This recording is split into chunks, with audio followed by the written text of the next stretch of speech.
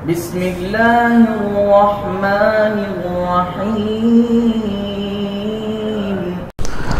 अस्सलामु अलैकुम वरहमतुल्लाहि वबरकातुह।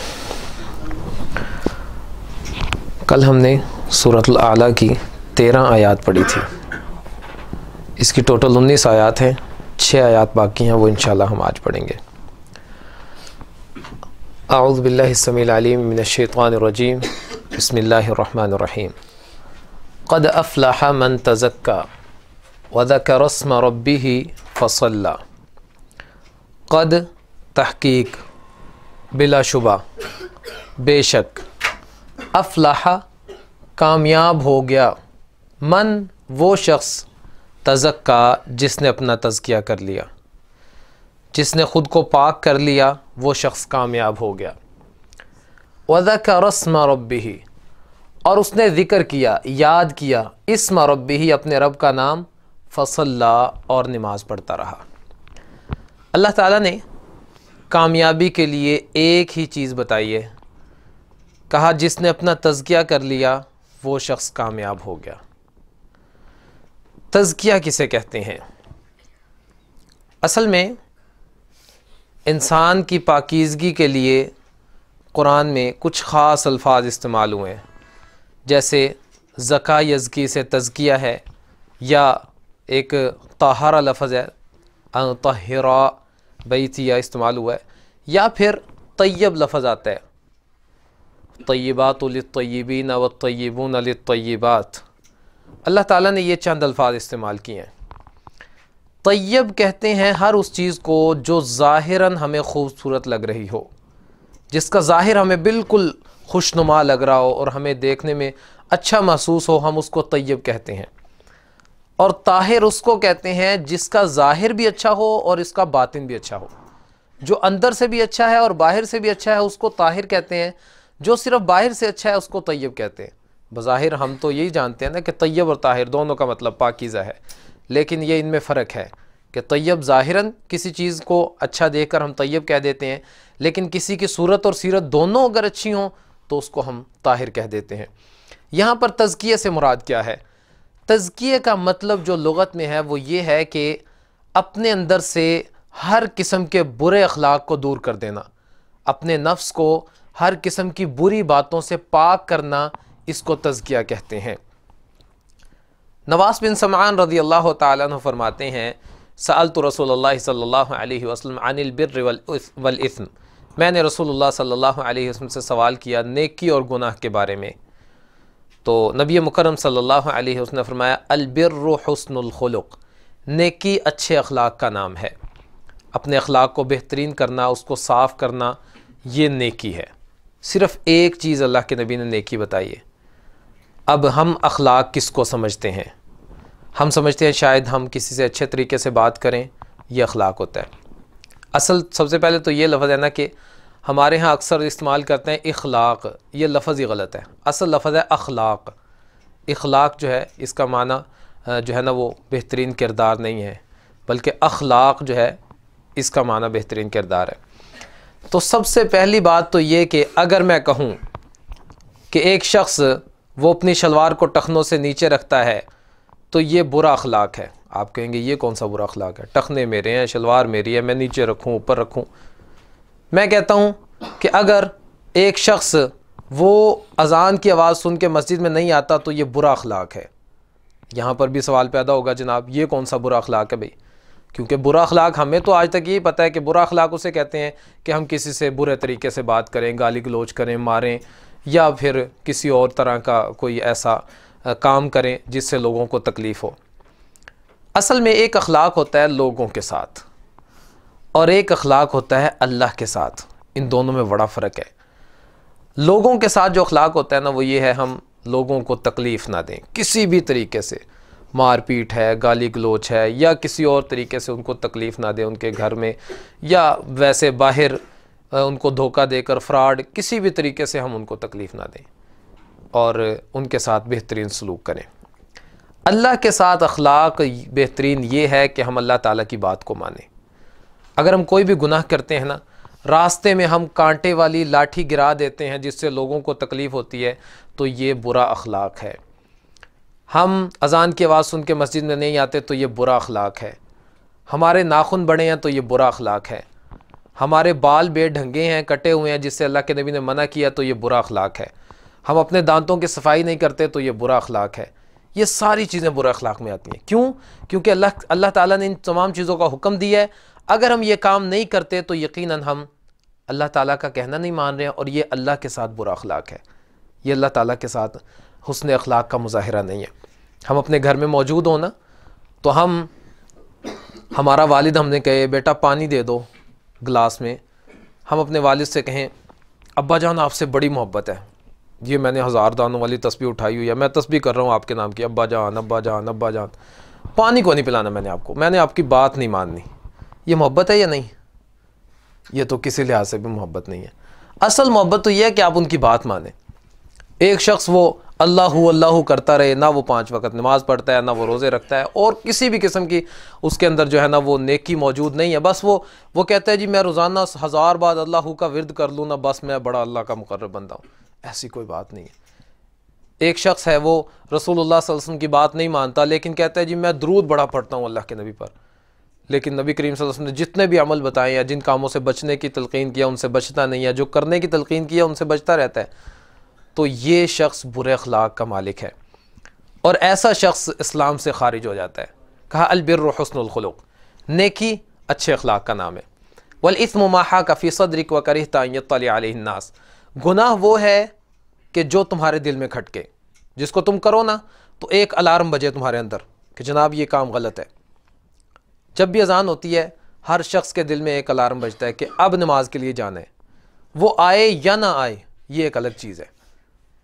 जब भी सुबह उसकी आंख खुलती है अजान के वक्त, तो फ़ौरन एक बार ये ख्याल ज़रूर आता है कि नहीं हमें नमाज़ पढ़ने जाना चाहिए। दोबारा सो जाए ये एक अलग बात है।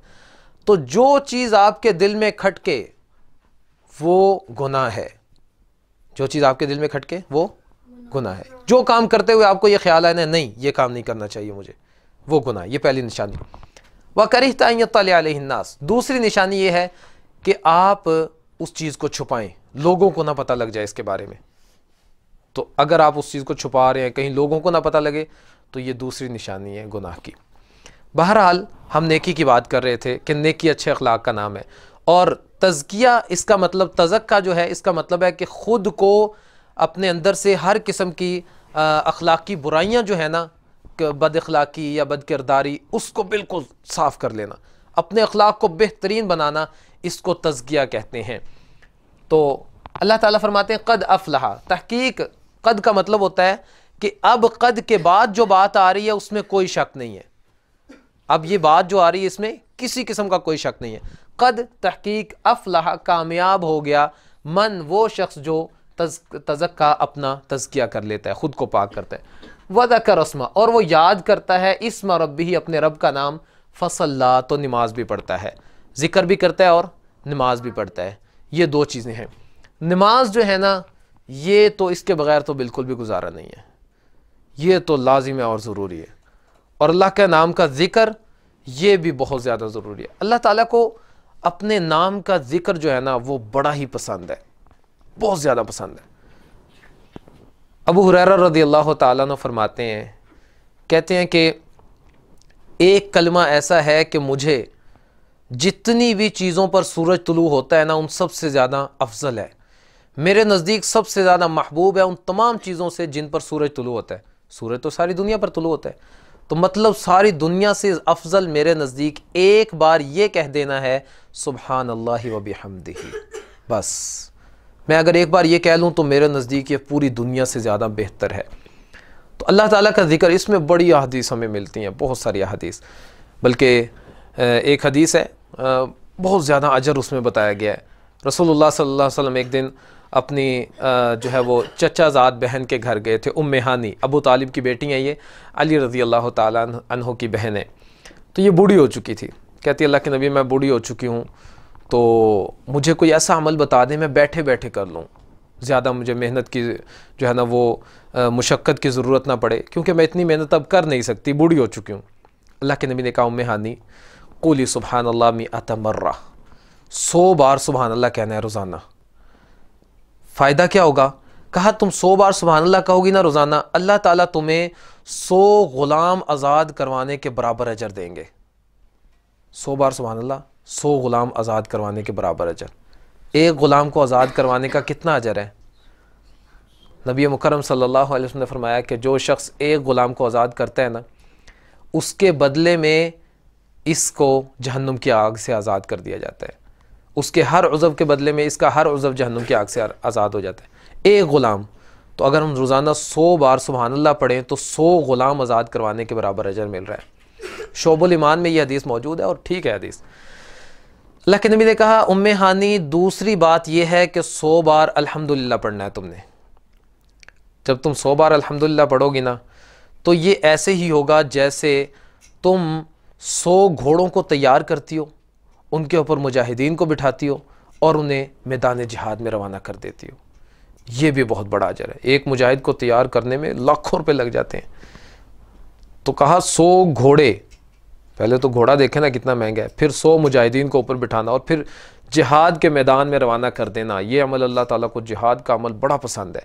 एक शख्स अपना माल भी लुटा देता है, अपनी जान भी लुटा देता है। ये अल्हम्दुलिल्लाह 100 बार पढ़ने का अजर है। कहा उम्मे हानी 100 बार ला इलाहा इल्लल्लाह कहना है। इसका अजर ये होगा कि 100 ऊँटों को सामान से लदा हुआ तुम अल्लाह की राह में सदका कर दो, ये उसके बराबर होगा। अब ये भी बहुत बड़ा अजर है। 100 ऊँट, हर ऊँट, हमारे यहाँ तो ऊँट काफ़ी सारा महंगा है ना, तो ऊँट उसके ऊपर सामान से बिल्कुल उसको लाद देना, लदा हुआ, और इस तरह के 100 ऊँट तुम अल्लाह की राह में सदका कर दो, ये ऐसे ही होगा। फिर कहा उम्मे हानी 100 बार अल्लाहु अकबर पढ़ना है। ये ऐसे ही होगा जैसे तुम अपने लिए ज़मीन व आसमान का जितना भी खला है ना, उसको अजर से भर रही हो। कितने कलमे? 4 कलमे, 100 बार पढ़ने, 400 हो गए। कितना टाइम लगेगा? 15 मिनट, 20 मिनट, आधा घंटा, 1 घंटा भी लग जाए ना तो घाटे का सौदा है कि नफ़े का है? यकीनन नफ़े का सौदा है। 100 ग़ुलामों को आज़ाद करना, 100 घोड़े, उनके ऊपर मुजाहिदीन को बिठा के मैदान जिहाद में रवाना करना, 100 ऊँट लदे हुए सदका करना, और ज़मीन व आसमान का जितना खला है उसको नेकियों से पुर करना। नबी करीम सल्लल्लाहु अलैहि वसल्लम ने फरमाया कि अगर कोई शख्स ज़मीन से चलना शुरू करे ना तो आसमान तक पहुँचने में उसको 500 साल लगेंगे। इतना खला है, 500 साल। 100 बार अल्लाहु अकबर कहने से ये खला नेकियों से पुर हो जाता है। तो जहाँ अल्लाह ताला को नमाज अपने लिए महबूब है, वहीं पर अल्लाह ताला को ज़िक्र भी अपना बहुत ज़्यादा महबूब है। और जो शख्स अल्लाह ताला का ज़िक्र करता है ना, अल्लाह ताला फिर उसका ज़िक्र अपने फ़रिश्तों में करते हैं। तो यकीनन हमें अल्लाह का ज़िक्र करना चाहिए ना। जैसे अब जैसे हमारी मजलिस है, अल्लाह ताला इसको कबूल करे। नबी करीम सल्लल्लाहु अलैहि वसल्लम ने फरमाया कि जब अल्लाह ताला फ़रिश्तों को ज़मीन पे भेजते हैं ना, तो फ़रिश्ते फैल जाते हैं ज़मीन पर और ऐसी मजालिस को तलाश करते हैं जिनमें अल्लाह ताला का ज़िक्र हो रहा हो या कुरान पढ़ा जा रहा हो। तो ऐसी मजालिस जब उन्हें मिलती हैं तो वो दूसरों को भी बुलाते हैं और आकर उसमें बैठ जाते हैं। फिर वो जब वो फारिग होते हैं वहाँ से तो फरिश्ते अल्लाह के पास जाते हैं। अल्लाह ताला को यकीनन पता है कि पूरी दुनिया में क्या हो रहा है, लेकिन अल्लाह ताला फिर भी उनसे पूछते हैं कहाँ से आए हो? वो कहते हैं जी फ़लाँ जगह अल्लाह तेरा ज़िक्र हो रहा था और वहाँ पर हम बैठे थे। तो अल्लाह ताला उनसे ये कहते हैं 2-3 सवाल करने के बाद कि तुम गवाह हो जाओ, उस मजलिस में जितने भी थे मैंने उन सबको माफ़ कर दिया। तो जब भी आए तो खुलूस नीयत, अच्छी नीयत और बेहतरीन नीयत लेकर आएँ कि हमने इंशाअल्लाह जाना है और हम बैठे हैं तो अल्लाह की रज़ा के लिए बैठे हैं, और ये नीयत लेते हुए इंशाअल्लाह अल्लाह ताला हमें कामयाबी अता करेंगे। हम जितने भी अमल कर लेना, जब तक हमारी नीयत खालिस नहीं है ना, हमें उन अमाल का फ़ायदा नहीं हो सकता। क़यामत के दिन जो तराजू लगेगा ना, उस तराजू का मकसद ही ये होगा कि इसकी नीयत का वज़न चेक करना। नीयत खालिस होगी तो वज़न ज़्यादा होगा, अगर नीयत उसकी खालिस नहीं होगी तो फिर उसके आमाल जो हैं वो बिल्कुल हबा मंसूरा बनाकर उड़ा दिए जाएंगे, उनका कोई वज़न नहीं होगा। तो अल्लाह ताला कहते हैं कामयाब हो गया वो शख्स जिसने अपना तज़किया किया और अपने रब के नाम का ज़िक्र किया और नमाज पढ़ी। बल्कि तुसिरून अल हयात दुनिया, तुम तरजीह देते हो, तुसिरून तुम तरजीह देते हो अल हयात दुनिया, दुनिया की ज़िंदगी को, तुम तरजीह देते हो दुनिया की ज़िंदगी को, वल आखिरा, और आखिरत जो है खैरुन वो बेहतर है और अबका बाकी रहने वाली है। बल्कि तुसिरून तुम तरजीह देते हो अल हयात दुनिया, दुनिया की ज़िंदगी को। वल आखिरा, और आखरत खैरुन, वो बेहतर है, व अबका, और बाकी रहने वाली है। इन्ना हादा, बेशक ये बात जो हमने कह दी है, हादा ये बात, लफ़िस सुहुफ़िल ऊला, पहली किताबों में भी मौजूद है। सुहुफ़ इब्राहीम व मूसा, इब्राहीम और मूसा की किताबों में। सहीफ़ों से मुराद आसमानी किताबें नहीं हैं, बल्कि इससे मुराद दूसरी किताबें, इब्राहीम अलैहिस्सलाम के पास छोटी किताबें या उनके अहकामात की कोई किताब, या फिर इससे ये भी मुराद है कि अल्लाह ताला ने उन किताबों के अलावा जो अहकाम इन नबियों पर उतारे हैं उनका एक छोटा सा, जैसे हम किताबों के अलावा नोट्स इस्तेमाल करते हैं ना, तो इससे वो मुराद हो सकते हैं। तो अल्लाह ताला कहते हैं कामयाब तो वो शख्स है जिसने तज़किया कर लिया और नमाज पढ़ी और ज़िक्र किया, लेकिन तुम लोग इन चीज़ों को तरजीह नहीं देते, तुम दुनिया की ज़िंदगी को तरजीह देते हो। दुनिया का मतलब होता है बहुत जल्दी आने वाली चीज़। दुनिया के लिए अल्लाह ताला ने कुरान में तकरीबन 4 लफ्ज़ इस्तेमाल किए हैं, दुनिया, ऊला और अदना और आजिला, ये 4 लफ्ज़ इस्तेमाल किए हैं। तो इनमें दुनिया जो है ना, इसका मतलब है करीब की चीज़, बहुत जल्दी हासिल होने वाली चीज़, और आखिरत का मतलब है बाद वाली चीज़, बाद में आने वाली चीज़। तो अल्लाह ताला कहते हैं कि आखिरत बेहतर है और बाकी रहने वाली है। और आखिरत जो है, इसके लिए अल्लाह ताला ने कुरान में बहुत सारे अल्फाज इस्तेमाल किए हैं, यौमुल फ़स्ल और वाक़िआ, हाक़ा, क़ारिआ, आज़िफ़ा, ये सारे अल्फाज जो है ना, इसके अलावा बहुत सारे अल्फाज हैं जो आखिरत के लिए इस्तेमाल हुए हैं। तो अल्लाह ताला कहते हैं कि आखिरत बेहतर है और बाकी रहने वाली है। और कितना ही बेवकूफ़ है वो शख्स जो हमेशा की ज़िंदगी पर अपनी इस 50 या 60 साल ज़िंदगी को तरजीह देता है कि मैंने इस ज़िंदगी में खुश रहना जी, ये वाली ज़िंदगी मैंने अपनी मर्ज़ी से गुजारनी है, अगली में देखा जाएगा। तो कितना बेवकूफ़ है वो शख्स। उसे तो चाहिए तो ये कि ये 50-60 साल ज़िंदगी जो है ये अल्लाह के अहकामात के मुताबिक गुजारे, आगे फिर अल्लाह ताला उसकी जो रज़ा होगी उसके मुताबिक उसको ज़िंदगी देंगे। दुनिया सिजनुल मोमिन व जन्नतु काफिर, दुनिया जो है ये मोमिन के लिए कैद खाना है और काफिर के लिए जन्नत है। तो कैद खाने से मुराद यही है कि मोमिन पाबंद होता है कि मैंने ऊपर चढ़ना है तो क्या करना है, नीचे उतरना है तो क्या करना है, बैठना है तो किस तरीके से बैठना है, खाना खाना है तो किस तरह खाना है, पहले क्या पढ़ना है, बाद में क्या पढ़ना है, घर में जाना है तो क्या करना है। हर काम में मोमिन पाबंद होता है। इसलिए कहा गया दुनिया सिजनुल मोमिन, दुनिया मोमिन के लिए कैद खाना है, उसने पाबंदी में गुजारनी है पूरी दुनिया। और कहा और काफिर के लिए ये जन्नत है, जैसे मर्जी गुजारे, कोई पाबंदी नहीं है काफिर के लिए। तो हमें इस दुनिया को अपने लिए कैद खाना ही बनाना चाहिए, अपनी ज़िंदगी को पाबंदियों में गुजारें, शरीयत की पाबंदियों में। और जब इंसान शरीयत की पाबंदियों में अपनी ज़िंदगी गुजारता है ना, तो इंसान परेशान नहीं होता, इंसान मुतमईन हो जाता है, उसकी ज़िंदगी बड़ी खुशगवार हो जाती है। तो हम शायद खुशगवारी को ढूंढते हैं पैसे के अंदर या उनको बाकी दुनिया के मामलात में ढूंढते हैं, लेकिन नेकी के अंदर जितना मज़ा और लज्जत है ना, वो किसी और चीज़ के अंदर नहीं है। कभी आप सुबह उठें फजर से पहले और उठकर अल्लाह के सामने 2-4 रकात अदा करें और उसके बाद अल्लाह ताला के सामने 1-2 आंसू गिराएं, मैं कहता हूँ कि अगले दिन आपका दिल फिर करेगा उठने के लिए। और वो जो मज़ा होगा ना, वो आपको किसी और नेमत में नहीं मिलेगा, किसी भी और नेमत में नहीं मिलेगा। तो कोशिश किया करें कि दुनिया को हम तरजीह ना दें। यहाँ पर नबी करीम सल्लल्लाहु अलैहि वसल्लम ने फरमाया कि जिसका घर दुनिया में है ना, यानी जो दुनिया के घर को बड़ी फ़ौक़ियत देता है, उसका आखिरत में कोई घर नहीं है। मुस्नद अहमद में सही हदीस है। कहा जिसका घर दुनिया में है उसका आखिरत में कोई घर नहीं है, जिसका माल दुनिया में है उसका आखिरत में कोई माल नहीं है। तो लिहाजा तुम आखिरत को तरजीह दो, दुनिया को तरजीह ना दो। तो कहा कि आखिरत बेहतर है और बाकी रहने वाली है, हमेशा के लिए बाकी रहने वाली है। दुनिया ये ख़त्म हो जाने वाली है, बहुत जल्द ख़त्म हो जाने वाली है। रसूलुल्लाह सल्लल्लाहु अलैहि वसल्लम ने एक दिन सहाबा से पूछा कि तुम्हें क्या उम्मीद है अपनी ज़िंदगी से। कहने लगे अल्लाह के नबी, अभी हम मौजूद हैं, मुमकिन है हम शाम को मौजूद हों या ना हो, हमारी मौत वाक़ई हो जाए। अल्लाह के नबी ने कहा कितनी हैरत है कि तुम्हें शाम तक के लिए अपने ऊपर यकीन हो रहा है, मुझे तो ये यकीन नहीं है कि जो सांस मेरा अंदर गया वो बाहर आना है या नहीं आना। तो ऐसा ही है ना, हम खुद भी देखते हैं, कोई जवान जा रहा है, कोई बच्चा जा रहा है, कोई बूढ़ा जा रहा है, और किस तेज़ी से, बल्कि इस दौर में तो पता भी नहीं लगता घर से निकले या रास्ते में एक्सीडेंट हुआ है, कोई पता नहीं। तो कोशिश यही करनी चाहिए कि हमारी ज़िंदगी जो है ना वो शरीयत की पाबंदियों में गुजरे, ताकि जैसे ही हम फौत हों तो अल्लाह ताला हमें अपनी जन्नतों में दाखिल कर दे। क़द अफ़लहा, तहकीक बिलाशुबा कामयाब हो गया वो शख्स, मन तज़क्का, जिसने अपना तज़किया कर लिया, वज़करा अस्मा रब्बिही, अपने रब के नाम का जिक्र किया, उसको याद किया, फसल्ला, और नमाज पढ़ता रहा।